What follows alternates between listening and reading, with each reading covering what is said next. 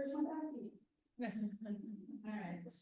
My name is Bruce Arsenault. I am the department chair of Creative Writing, and I would love to welcome you here for an evening with Carrie County. I need to say thank you on campus. I need to thank these folks here in our gallery for allowing us to be in this beautiful space. Who wants to know the beginning, please take a pause and check out this part, please. I also want to thank our lovely tech people for setting up this whole mic thing for us over there. I want to also ask that we have the time to connect with the Creative Writing Department socials. After this event with Carrie next month, we are bringing Stephanie Land here, so author of Maid and Class. She'll be reading for us the afternoon of the 7th. And then Michael Arsenault, no relation, will be here. I know everyone's like, name your family members. He'll be here November 14th and 15th. He'll do an author drop-in. Carrie did one for us yesterday, and then also reading the Friday night before the Texas Book Festival. So connect with our socials, find out the cool stuff we're doing, and if you've been thinking about writing that great American novel, come and check us out. We've got some amazing instructors. One of our instructors is AR, who's moderating tonight. We've got two more creative writing instructors back there, Dee and Eli, right in the back. We're trying to build a really strong community. Like, we like each other, and we love to get to know you. So we like you too. I would like to introduce Carrie, and I just need you to know, like, this is pages. Okay. It feels good. It feels good. Because Carrie worked here at ACC a little bit, and I had just come on as well, and I don't recall your file looking like this, and I'm so glad to see. This is 3 pages. So I love to see it in single space. So we're clear. Single space. Right? I'm going to start off with these 2 words: stunning and exhilarating. Right? Out of everything that I'm reading, like, those 2 words keep coming back to me. And they're the 2 words I would have chosen had I not seen them here, because it's what I remember about you. I remember a conversation about acrostic work, like, we're in this art space, and I often come in here to do acrostic work. And I remember when you asked me about acrostic work, I was like, I don't really do that. That's not my thing. And I really pause on your face, and I'll consider, maybe I should check that out. Right. Yesterday, when Carrie spoke with our students, the word choice that I used after the Q&A was juicy. Because the questions that were asked and the answers that we were getting, it was juicy, it was meaty, it was so good. So you haven't heard Carrie, you haven't heard Carrie talk. I'm so grateful that you're here. Those of you and everyone else in land, it's gonna be good times. Great times. So I'm gonna go for, because I've been chatting now. I'm going to go for the version that doesn't mention New Mexico State as a logo. Carrie Fountain is a poet, novelist, children's book author, and screenwriter. She is the author of 3 poetry collections: The Life, Instant Winner, and Burn Lake, winner of the National Poetry Series Award, and the novel I'm Not Missing. Her children's book, The Poem Forest, tells the story of American poet W.S. Merwin and the poem forest he grew from scratch on the island of Maui. Her poems have appeared in Poetry, American Poetry Review, and the New Yorker, among many others. And in 2019, Carrie Fountain was named Poet Laureate at Texas.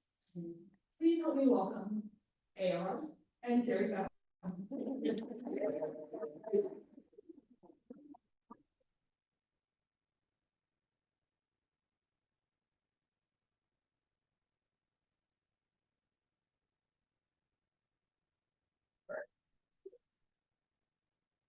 Well, let's do it from Carrie. Hi, I'm AR.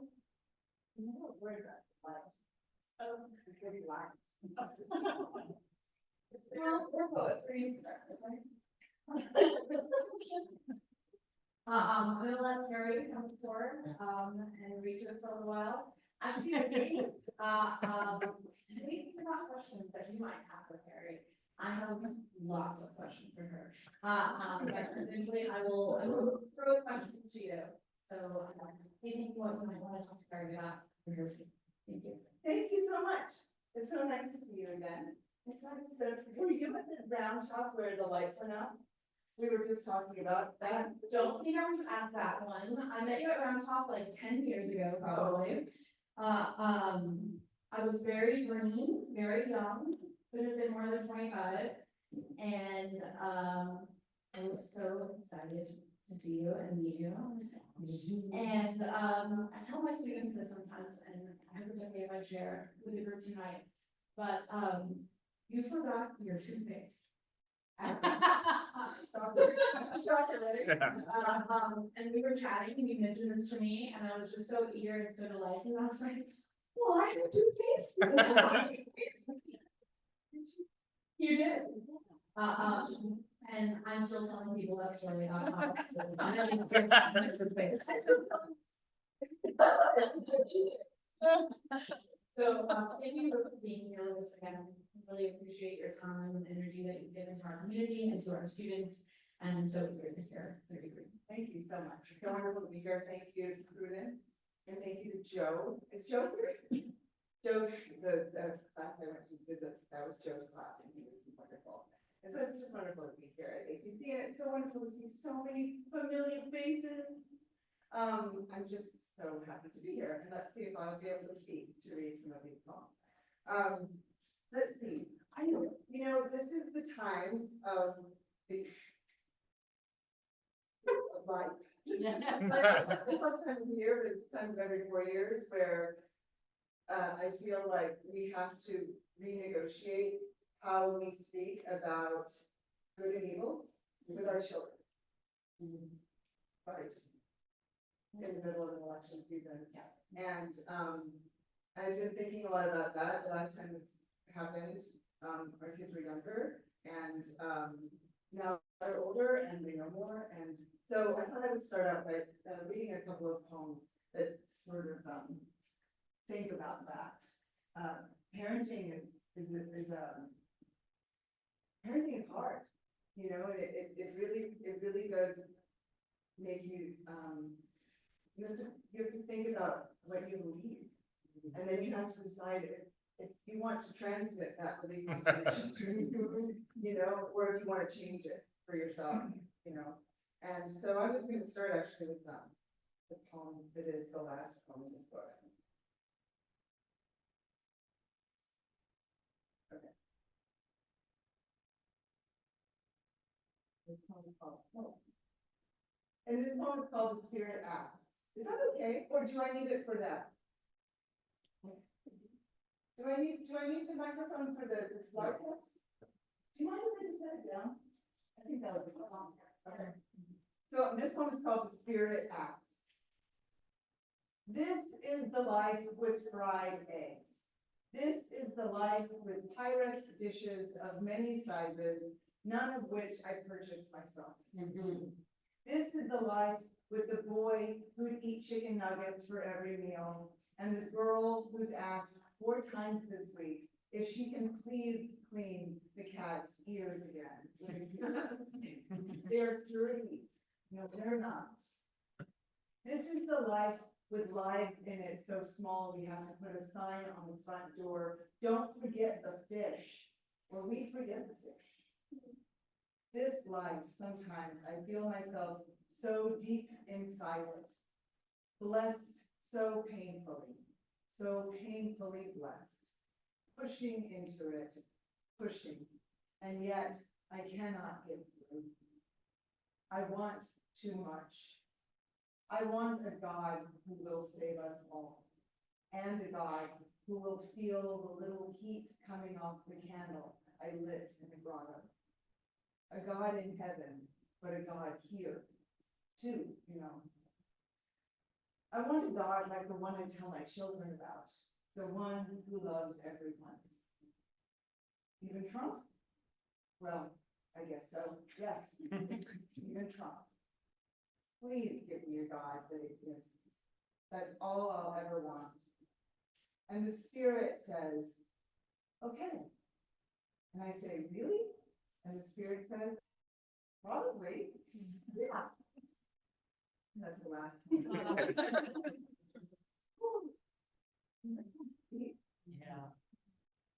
you know?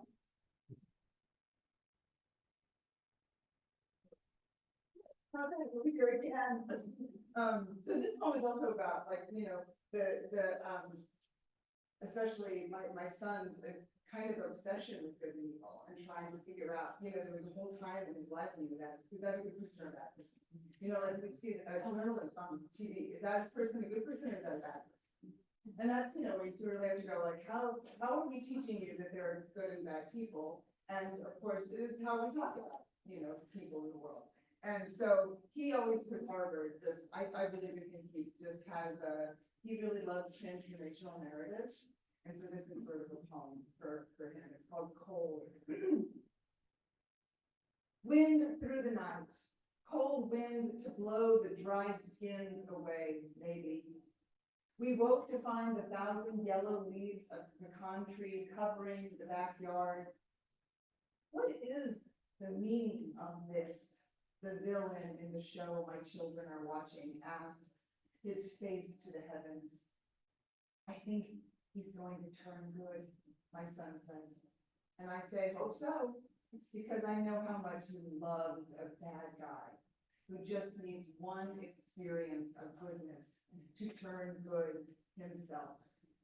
Good again, finally good. And evil, so simple, just pain and fear and shame. Evil that begs to be thwarted, to be finished, solved, dissolved like sugar in water. No more next time. There won't be a next time because the curse is lifted, the lesion healed, the disease cured. We thought he was dead in the end, but then no. Look, he's breathing. He's alive. He lived. Any one of us could be turned inside out like that, then right side in. Any one of us could suddenly run a finger over the tender spot, the crack that could widen, then break apart cleanly. Moved by love, destroyed by love, and replaced by love. A force so strong, a wind that blows cleanly through the darkest night, a wind that blows the dried skins away until we rise again, ready to account for the damage we've done. All right, I was revisiting my first book, which came out so long ago. When I first read this book, I was massively fitted. My father's child, who's now 14, and told me she liked my outfit. She told me she liked my outfit.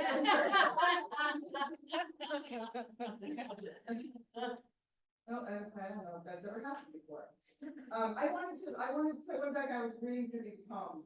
I'm writing some about the past, and about childhood, and about growing up the way I grew up in my small town in southern New Mexico, and growing up in a bar. My father owned a bar, and as I revisit these poems that I wrote when I was in my 20s, I realized that the older you get, the more clear it is how weird things were, you know, like when you grow and you're like, oh, you like, wow, not everyone, you know, had a weird, difficult childhood, or, you know, not everyone had a great, easy childhood. And so I was reading this poem and I thought, I kind of admire as a younger writer that I didn't feel like I had to explain all the like strange things in this poem for those of us who grew up maybe in the 80s. Like the kids in this book are like home alone and then get up and walk down the street in the middle of the night. And I was like, yeah, of course. These are about to break. These are about to break. Might happen. Like a loose tooth. It's funny because they were about to break earlier today, and I took them home and I was like, I got out the little repair kit and I was going to fix them, and I couldn't see. Yeah. I couldn't find any other car. I was like, well, that's it. They was driving the bus tonight. Oh, but really why I wanted to read from this book is that I always go back to this epigraph in this poem called The Coast. And sometimes I just read it alone because much better than, it's much more, amazing than the poem itself. But this comes, and this, I would really encourage you to look at this piece of art, that, the timeline here, is a timeline of the, native Mexico that begins with the Aztecs, and then where those two paths diverge. The bottom is an alternate history after the Spanish arrived. And it, I mean, it goes up to the present where like they're sending people to the Aztec space station. So it's really incredible. But this book is a lot about the Spanish colonization of the New World. And I read all these books about it when I was writing this book, and this is a writer in a contract that Don Juan de Oñate, who was the Spanish man who came to settle northern New Mexico, essentially, total brute, really, and so many things made that in New Mexico. There was no Oñate High School until a couple of years ago in New Mexico. Anyhow, so this is a quote. This is a writer from the contract he signed with the Viceroy of New Spain in Mexico City before he headed out from Mexico City to arriving in Santa Fe. So Mexico City, you get to El Paso del Norte, and then you cross the river, and then you follow the river up through the Lucia Valley and up through parts of New Mexico, and then the river goes up into the mountains, and then there's a part of New Mexico called the Jornada del Muerto, the land of the dead, right there, right? You can survive over here, and then you arrive in Santa Fe. They knew so little about where they were headed at that time that this was a writer in the contract that he signed with the Viceroy of New Spain in 1595.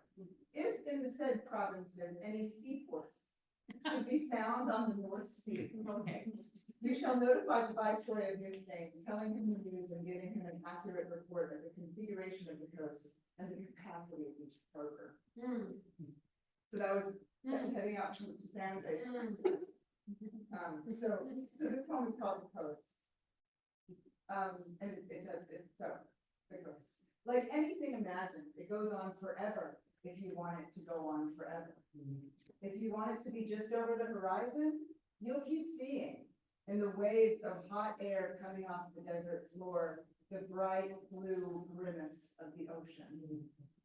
Last night, after falling asleep reading the tedious and turgid documents of the Coronado expedition, I woke and didn't know anything about myself. My life came back in rivulets, the red couch in my office, the dog on her bed, looking up now, and behind all that, a big, dim memory. The New Year's Eve, Liz and I snuck out of our beds and walked the few blocks to my father's bar, and through the dark windows saw our parents existing in there without us, weird and sexual. My mother with a peacock feather in her hair, her full breasts lit by the face of the jukebox. It was after midnight. Someone was going around popping balloons with a lit cigarette. We watched for a long time. We watched, and then we walked home under the black winter sky, and the new year opened its mouth and swallowed us. What I thought we'd find there, we hadn't found. Now, when I remember my mother leaning against the jukebox like that, 35, maybe 40, wearing a yellow sweater, a loose perm head. Though I know it didn't happen this way, I can't help but remember that she turned and looked, squinting through the low windows, and seeing me there, swung her whole body around, hips first, as if to let me get a better look at her. When I woke, the dog stood up startled, and the book fell closed in my lap. On the cover, a colorful image of a fat priest blessing Indians in the desert. The image is so crude, hard to tell who believes this is the beginning and who believes this is the end. Okay. Can I just ask what time it is? I gotta have time blindness. 7:20 could be midnight now. 7:20, okay. I'm going to read, let's see. Let's see. I'm gonna read, oh, come on. Let's shorten this up here. What's very weird about this poem to me now is that I just found out a while ago I got this big payment from Penguin Random House, and I was like, that must be a mistake. Like, really, that's a poet's first. Like, it's like, oh, shit, now I have to pay this money back to Penguin Random. I have to figure out how to get this money back to them. And then it turned out that one of my poems had been purchased. Ooh, the rights had been purchased for use on a standardized test of unknown. And it turns out that this poem is actually on right now, or, you know, in the present. I don't know, maybe it only happens once, maybe it's over, but it's on the AP literature exam. Wow. Which is bonkers, because my daughter is a freshman in high school, and like there's a universe, there's a reality where she could read that poem Right. on the AP literature exam, and the poem's about her. Wow. That's so. No child should have to do that. No child. So this poem is called Eating the Avocado. My husband said I didn't think I was gonna be able to read it because it's too emotional. And I I said, was asked for it and you got Kevin. I know, I was asked for it, I say no. Eating the avocado. Now I know that I've never described anything, not one single thing, not the flesh of the avocado, which darkens so quickly, though if you scrape what's been exposed to the air, it's new green beneath, like nothing ever happened. I want to describe this evening, though it's not spectacular, the baby babbling in the other room over the din and whistle of a football game, and now the dog just outside the door, scratching, rattling the tags on her collar, the car going by, far away but loud, a car without a muffler, and the sound of the baby returning again, pleasure and weight. I want to describe the baby. I want to describe the baby for many hours to anyone who wishes to hear me.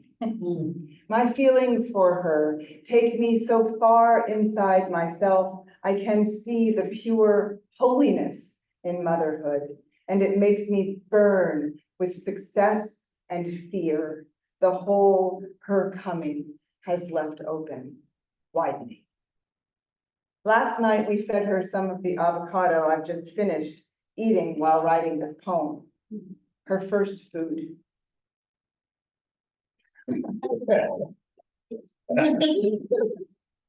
Her first food. I thought my heart might burst, knowing she would no longer be made entirely of me, flesh of my flesh. Startled in her amusing way by the idea of eating, she tried to take it in, but her mouth pushed it out, and my heart did burst.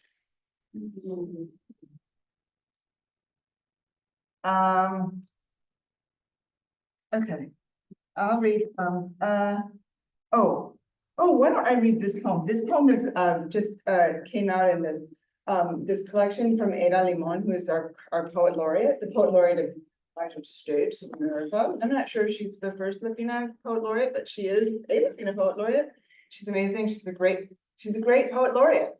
I think that Jill Biden really likes her. She's always like being invited to like dinners to sit with like Jill Biden. I mean, I'm not saying that Joe Biden doesn't show up at the moment. I'm party right now.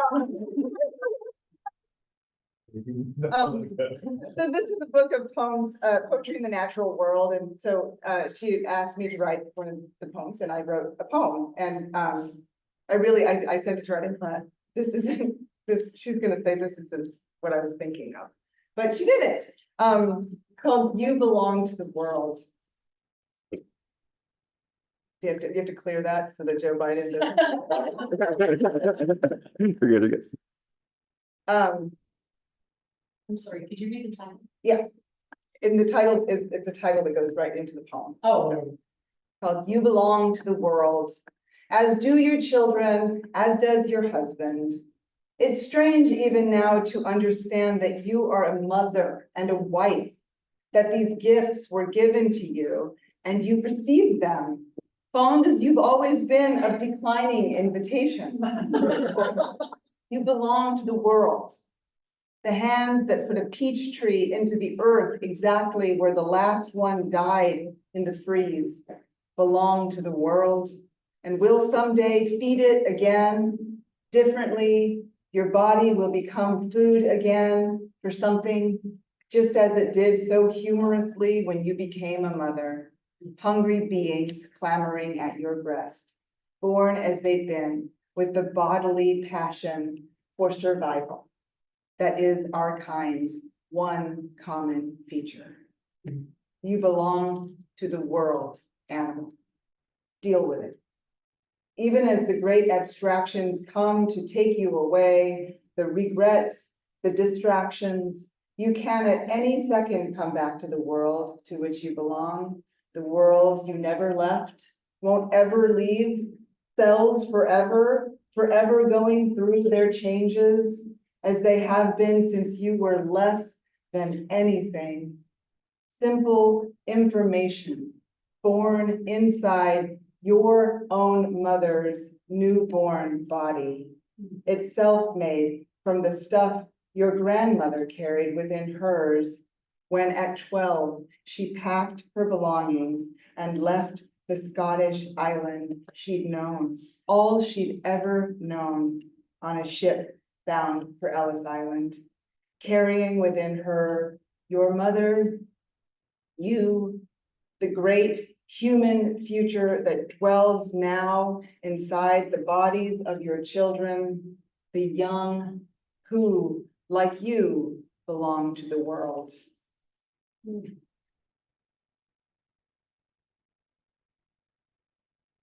Okay, I'm going to read okay, I'm going to read one more poem from this book, and then I'm going to read a really short new poem and a not short. You shouldn't describe the poem as really long. People are like, oh. There's a scene, you know, the show Parks and Rec, such a brilliantly written show. There's a scene, I was just thinking about it this morning when I was thinking about what I was going to read and, you know, how long you read and everything. And there's a scene in Parks and Rec where Leslie Knope goes to one of their, I don't know, she's like she goes to one of her employees' houses because she's like having some, you know, crisis and needs, and the person opens the door, it's Tom, you're like, who's that? Aziz Ansari? Yes. Yeah, he opens the door and he's like in his robe, like he's like in his like Tom Howard, and he's in his like paisley robe, like he's like, you know, like, and he's like, I'm here with a good girl here, what do you want? And they do their, like, she does their thing, and then like he says, okay, now go, get out of here. And she turns around and she turns back and she leans in and she says, don't make it last too long. I almost don't like that. Like, that's what I like to keep in my mind. You know, it's like people are like, so just don't make it last too long. People say they want it to last, so, you know, I can listen to poetry all night long. Yeah.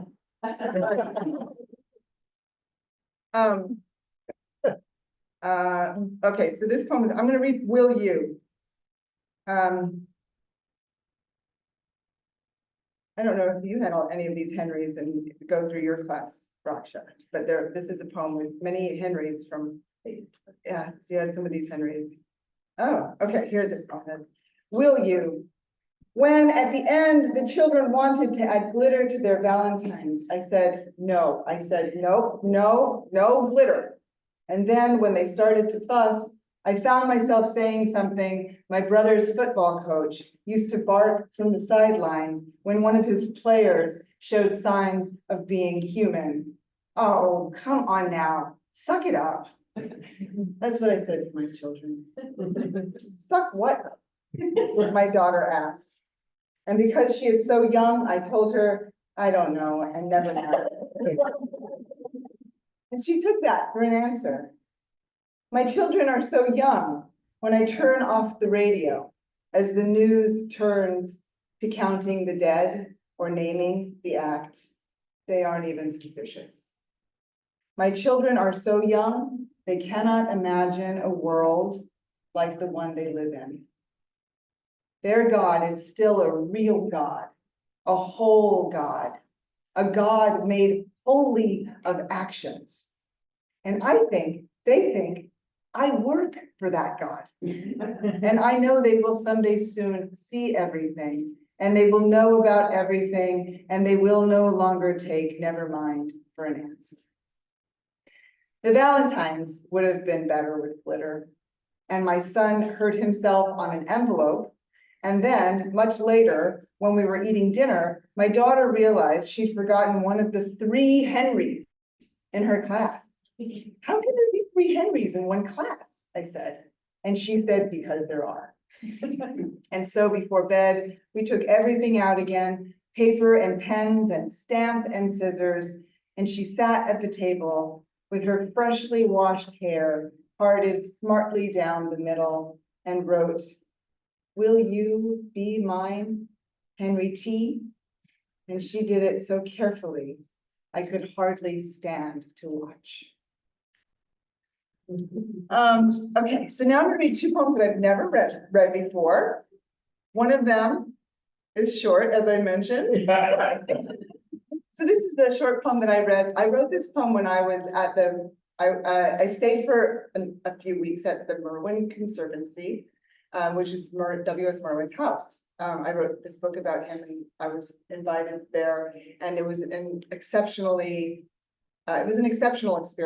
an experience of great beauty and great like aloneness. And so I feel like this poem is just sort of like, so it has so much of W.S. Merwin in it. It's called Dream of Hands. What were they before they were the hands that can hold a pencil, cut fruit, and skin fish? Feel with fingertips the very spot on the root just beneath the earth. Take hold and pull up with precise force the life story of a weed. Before, was it only a dream of hands, the dream of apprehending, which became the hands, which became the holding, and then the taking. And this poem. So this poem I wrote last semester with my students. We were reading a poem. We read a poem by the poet Jose Olivares. Does anyone know Jose Olivares? Great poet. He has this like very short poem. We were talking about diction, and it was a great poem because it was sort of this short poem. It was called "Up to My Elbows," ending on a line, in parentheses, ending on a line from Shakespeare. And so it's a kind of great poem that plays with diction because it's sort of about this, like, it's just like, I'm here digging into the garbage disposal that's broken and it's stacked up, and I've got Rice Krispies and everything, and you're looking at Twitter in the other room and texting me funny jokes, and it's like, what is love? And then he ends and he finally gets to the line from Shakespeare, which I probably should have looked up before I started this quotation. Shakespearean people. It is the line that goes like, nothing is good or bad, but loving makes it so. Yeah. So it's really a great premise for a poetry assignment, because you start with a quote and you enter the poem sort of with this expectation that you're going to get to the quote at the end of the poem. So I had my students write these, and then I said, I told my husband, who's also a writing teacher, like, this is what I'm gonna do. And he said, that's great. And I said, I hope they pick good quotes. And he said, you shouldn't let them pick their own quotes. You should pick the quotes for them. And then I spent 15 years of my life looking for good quotes to end poems, because it's very hard to find. They have to be kind of perfect. So some of the poems, so then there were 16 students, I only came up with 8. So everybody had 2, like every quote had 2 poems, which was really great, because it ended up like the various ways people got to these. So, you know, like a couple of like 2 poems ended up with the line, hey, Shawty, it's your birthday. We're gonna party like it's your birthday. And then poems ended with, you know, lines from Shakespeare and truth is beauty, beauty is truth. You know, lines from Keats and things. So when I give an assignment, for the first time, I always do it myself. Like, I feel like it's, you gotta stay honest and do the assignment yourself. And so I picked my own quote out of the bag. And so this is the poem that I wrote back then, and then it just became a poem. And it really is of that moment. And it's called February, ending on a line from Vonnegut. And so it's after Poseo de Vaz. It was turning spring too early, and either no one noticed or no one wanted to talk about it.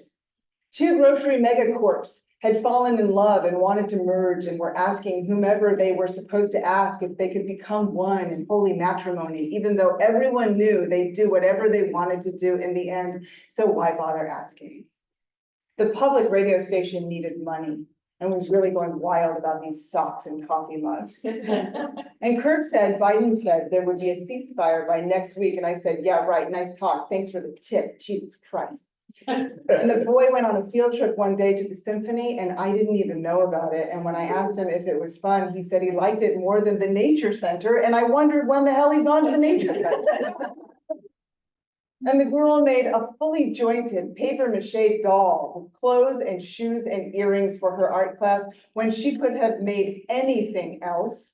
And she was in tears at 9:47 p.m. on Monday night yelling at me, "You don't have to tell me, I know I've been off more than I can chew here."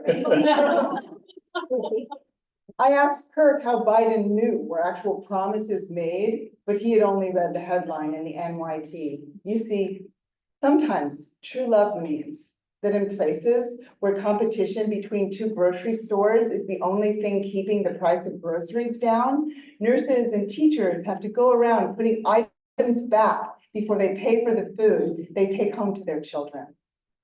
The woman said our donations made their programming possible. Kirk was always having to tell me the news because I had lost the courage to read it myself, and not reading the news gave me the illusion of peace I needed in order to function. Needing the illusion of peace in order to function was a lie I told myself, and I knew it. We didn't need any more coffee mugs. And because of the looped wires concealed inside the paper mache that connected the legs to her torso, the doll could sit upright on a shelf and dangle her shoed feet in a repose of peaceful observation. And she did so for many days in a row before the dog found her and ate her one afternoon while the girl was at school. And I swear, until I walked into her room to find the pieces of that doll ripped apart and those lovingly made joints flashing their silver privacy in the sunlight, everything was beautiful and nothing hurt.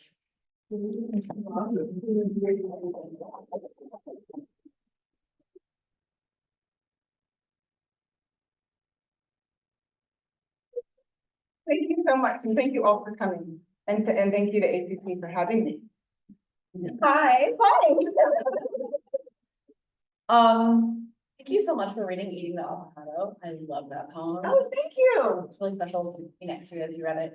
I also have a broadside of the Valentine poem. Oh, yeah, that was beautiful. Made by the artist Eva Claypool. Made a beautiful broadside of that poem. It's gorgeous. So I'm thinking about my own students, and it's often hard to get a new poet to recognize that their own life is worthy of a poem. You can get so many poems from new poets where they're speaking of diction, the diction is not their own. They're trying to slip into this like It's formal thoughts and place. ideas, thoughts and feelings, thoughts and Exactly. feelings. And I'm thinking about the first poem you read in which Pyrex and chicken nuggets show up. Can you speak to, a hypothetical new poet? Like what would you say to them to get them to realize that their real lives, their Tupperware and their chicken nuggets are just as worthy as a poem as these like kind of formal highfalutin ideas of what they think poetry should be? Yeah, that's so true. It's so true. We just talked about this in the class yesterday. We talked about, oftentimes it's like one of the most like surprising things to me when, especially when when working with younger students, like teenage students, or teenage poets, teenage writers, is that they, for them, like those, like, emotions and feelings and the way you express them in that diction, for them, it is new. It feels new and it feels like, oh, no one's ever expressed it this way. No one's ever said my heart is a dark vortex of the universe or whatever, And so they think that is very specific and so they think that will connect, that's what the reader is looking for. But it turns out, as my first poetry teacher, Tony Hoagland, would say, it turns out that nobody wants to read about your thoughts and feelings. Which is like kind of freeing to think about, right? No one wants to read about your thoughts and feelings. It's like, and so we talk about a lot about like language being on a continuum, and that in poetry, in creative writing, perhaps in general, that we're always trying to move towards specificity. And as you move towards specificity, you move away from abstraction, right? The vortex. And also you move towards specificity of language, and you also, when you get there, often find surprising language, right? And as a writer and as a reader, right? And so, and of course, the opposite of surprise is cliche, right? So we're always moving towards specificity and away from cliche. And when I think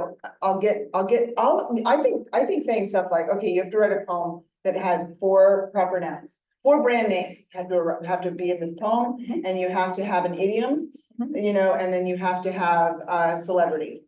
And it's like, it can really click, and it's like fun because you're trying to figure out how to get to like, how am I going to get, Britney Spears into this poem? But I think really that, they think going toward abstraction is what is going to be meaningful to people. And they think, okay, this is, like a poem about, let me think about a poem that we read today. A poet, one of my poets at UT wrote a poem about visiting her mother at the fiesta.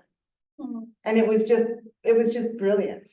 And it was so specific. And so like, that's a good example of something that like young writers might go like, I wrote this poem, but it's like about my mom, and it's like about visiting her at her work, and I didn't like, it's just so personal to me, and it's like, so it's not meaningful, and so nobody is going to be able to connect with it because it's so specific to me and my experience. And that is the great irony, is that is what that's what we're writing toward. We're writing toward specificity of whatever emotion, truth, and our truth. And the closer that we can get to that, the closer our reader can get to it as well. And we were talking yesterday about, poems that we know and we love. When you approach a poem that is so specific, or a story that's so specific and so meaningful, it doesn't have to have anything to do with you. I am not, like I was saying yesterday, like I am not the captain of a ship obsessed with this whale. And yet, and so, the getting writers to understand that moment for them in reading poetry, where they see that recognition, and it's often can leave you with a feeling of not only that it's so familiar, that not only did I read this poem, but I can't explain why, but I feel like I just wrote that poem. And I think that can like get them a little bit like, okay, I see that. And of course, you just show them example after example after example of poems that do that, and that crack open. These are the poems that crack open. There's a really short Jane Kenyon poem that I've read with other poets that is about taking, I took the last of your dusty, dusty, dishes out of the barrel. The last of it was your gravy boat, with a hard brown drop of gravy still on the porcelain lip. And the last 2 lines of that poem are, I grieved for you then as I never had before. And so that is an example of one of these things where like, that is something that I have now experienced. That is like the magic of poetry. And it's so specific, and I mean, is there a weirder image? You know, is there a weirder image? Is there a more sort of weird specific image than that? And no, you know, that's, and so that too, you know, just really just giving it, you gotta take out your big guns when you're working with, beginning or hesitant writers. Yeah. Because they don't, you know, they have ideas. They have lots of ideas, yeah. Yeah, some of my students aren't here and they're definitely tired of hearing me talk about nouns. Getting nouns into their poems. Thingitude is what Tony is called. This poem needs more thingitude. You know, thingitude. I like the thingitude of this poem. In that class, Tony Hoagland, complicated guy, no longer with us. But in that class, I was 19 years old and it totally changed my life. And one of the things he did in that class was there was a guy who just like, you know, he'd give us these exercises and we'd be writing these specific things. And there was a guy who was just like, you know, he just like, every time it would just be like the dark vortex of my soul and spirits and never, like only abstraction. And so he put that guy on an abstraction diet. Like, and we all had to be like, we were like his accountability buddies. We were like, you know, in workshops looking at his poems, like, see that? But it really helped this kid. It really helped him grow as a writer. Yeah, I put my students on a rhyming diet. They want no rhyming. No rhyming. They're very upset. But Really? Oh, gosh. yeah, because they think that's what a poem is Yeah. and does. Mhm.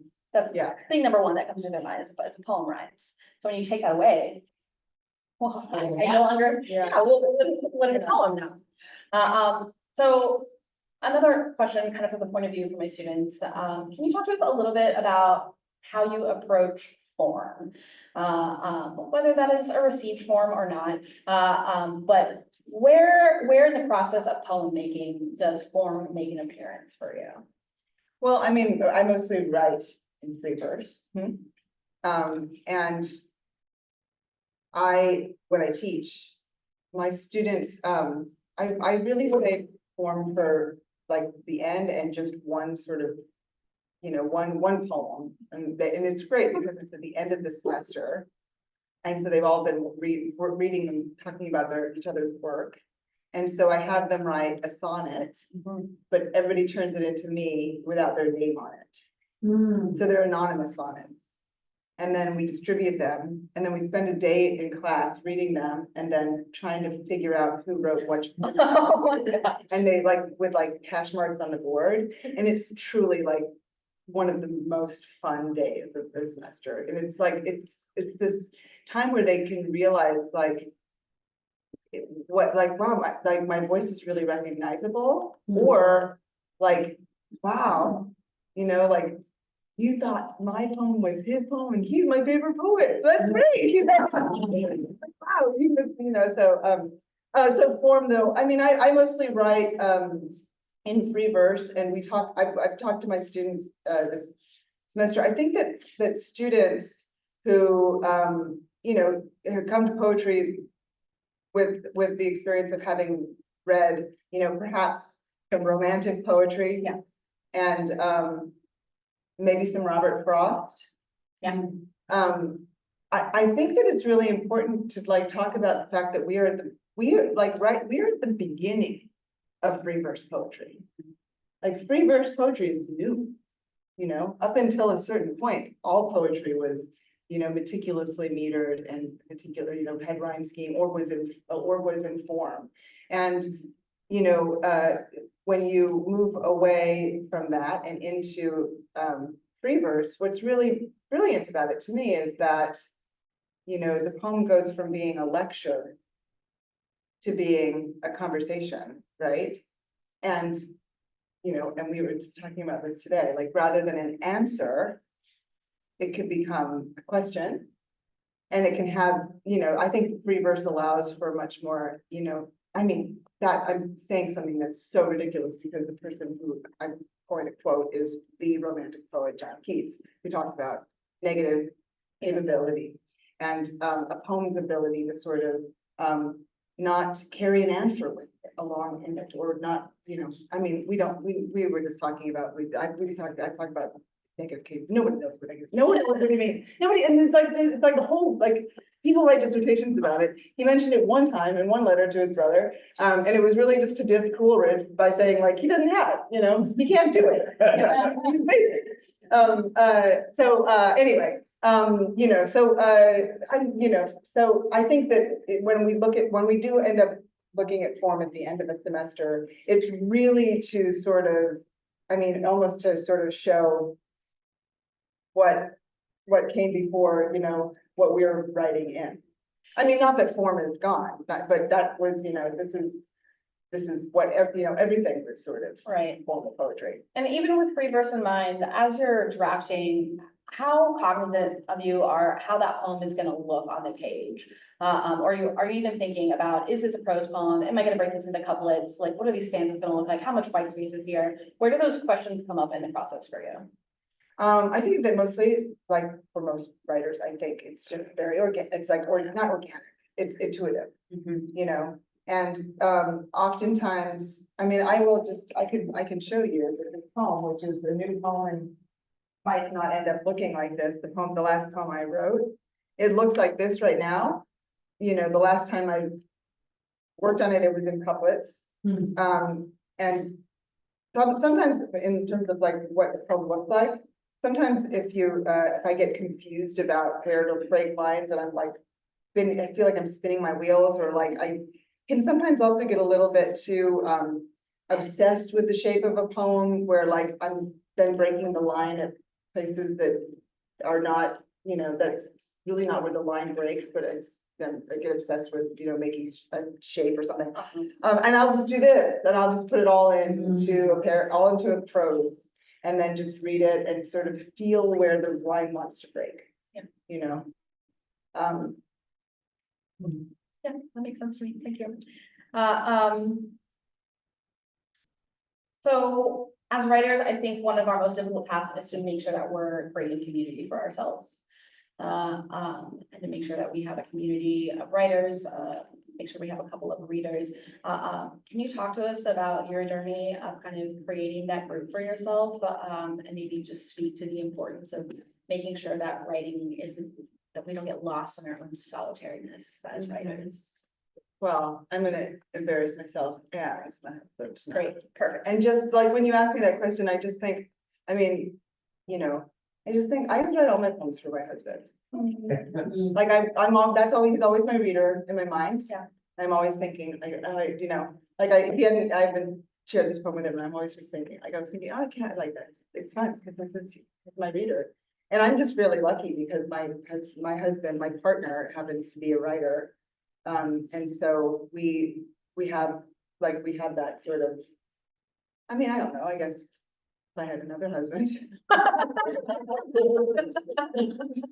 When to have one. Yeah. If I had another husband, I would, you know, that's not to say like only writers can, but you know, I just feel like that's pretty much my reader. Yeah. And then, you know, I have some, you know, I've also had some really amazing editors, who've been great readers.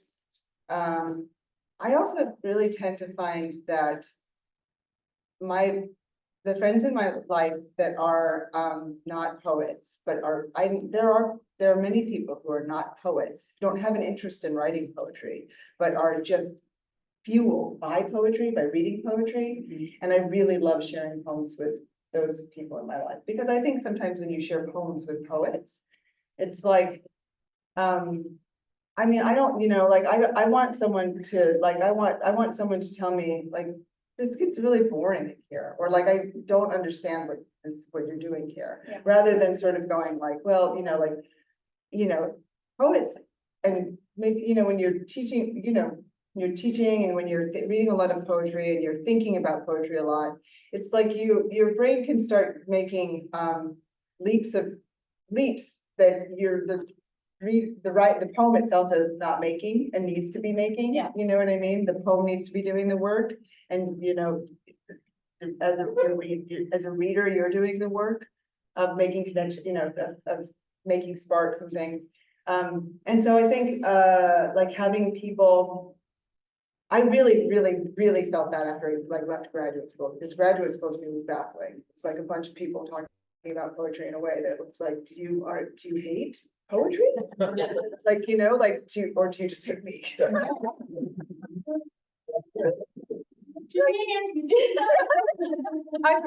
Like, you know, Prudence gave a wonderful reading. I'm sure you were all of the ACC people were here with Naomi. It was a beautiful reading with music beneath. It was so lovely. But Naomi was my first teacher in graduate school. I tell people I met Naomi and my husband on the same day. It was like, oh, done. You know, in the middle of the first semester of graduate school, I wrote to her, and she was the only person I could think of writing to. And I just said, I don't know the way that people are talking about poetry in this class. It makes me want to leave. Yeah. I don't feel like I don't feel like I enter poetry in the same way. And she wrote me back this amazing email that I still have and read often, and just said, she said, I can say for sure that I know exactly what you mean, you know. And she went on to talk about her career as a poet. I mean, it's so amazing to have someone say that to you when you're in that place in your life where you're going like, I'm not in over my head, but just like I'm somehow surrounded myself by people that I don't feel like we're thinking about things in the same way. And this is the whole point of this, is that we're gonna make ourselves vulnerable in front of each other. And to have someone say, I know exactly what you mean at that moment where you feel so unsure, so life-saving. And she went on to talk about, in that email, she went on to talk about, and I really hardly knew, you know, it was really,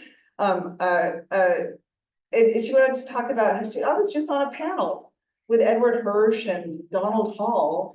And, you know, when the conversation became more sort of scholarly and academic, I let the academics take over. And when the conversation came back to being more about, you know, the way that I engage in poetry, then I spoke, and everybody's voice was great. And so that was just really important to me. And that was also to say that, like, I didn't surround myself by a bunch of jerks. Like, they were human beings too, and everybody in that class was thinking the same thing.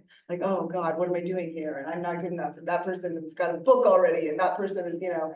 And so I'm not saying that it was like, you know, they were all, I'm sure, feeling the same thing. And when you can kind of find your way, and like, so that's what I mean by like to showing work and having your poems read by people who are not necessarily like poets or academics is really, really valuable. And I think that's also just, you know, I mean, I think that's probably who we're all writing poems for. Yeah, you know? absolutely. Thank you. Yeah. So we've got a couple minutes left. As promised, I said that I would throw it to you. If any of you have a question that you'd like to ask Carrie, that time has come. Do any of you have a question you'd like to ask Carrie? So I think you just spoke about people mainly writing reverse.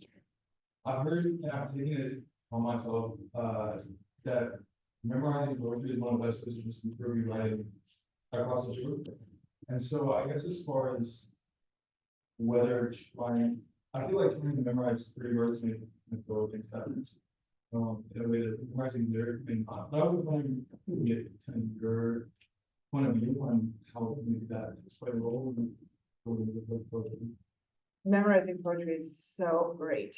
Really is great. And what's great about it is that you can take that poem out anytime you want, where you are. You know, I spent a big part of my life memorizing poems, and now I don't do it as much anymore because I don't have space to memorize. I'm like, there's nothing, and that's just like mashed potatoes. But yeah, you know, like I was thinking about what kinds of poems that like, you know, who's really great to memorize is Robert Frost.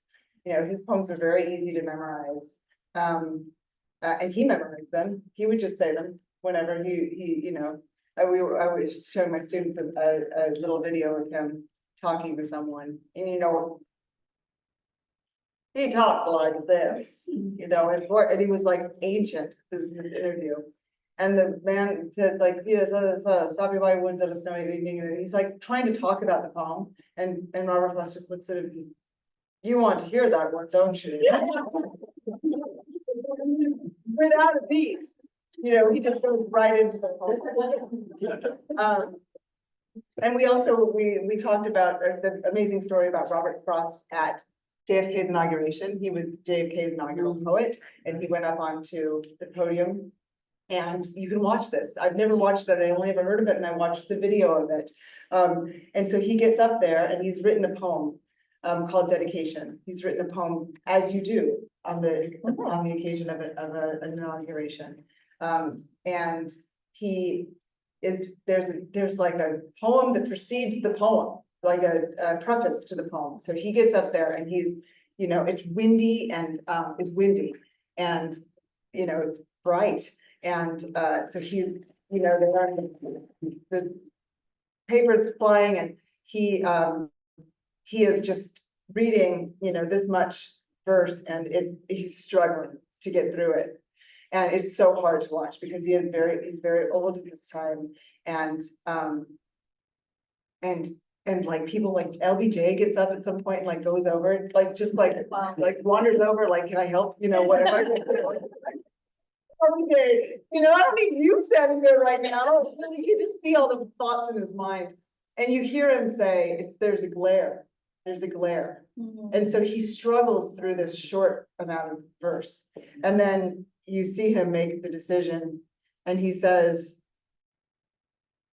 I wrote a poem for this occasion, but I'm going to recite another poem. And he recites the poem, The Heart Outright, which is the beautiful poem, a beautiful poem about America.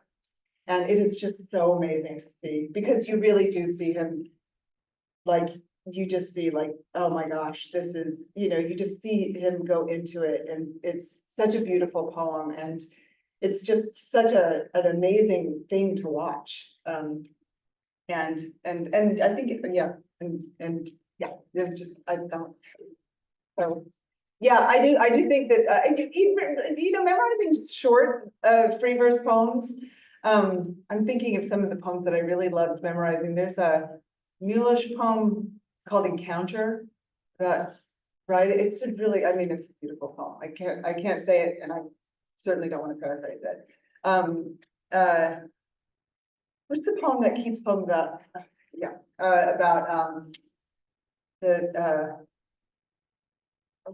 upon hearing a lecture.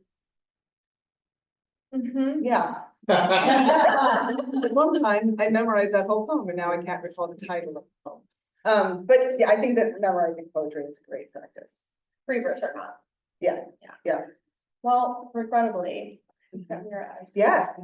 Thank you so much for coming, and thank you for having me.